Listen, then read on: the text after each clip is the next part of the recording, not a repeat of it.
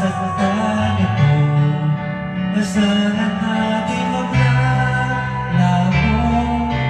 Ang pag-ibig ko'y alay sa'yo lamang.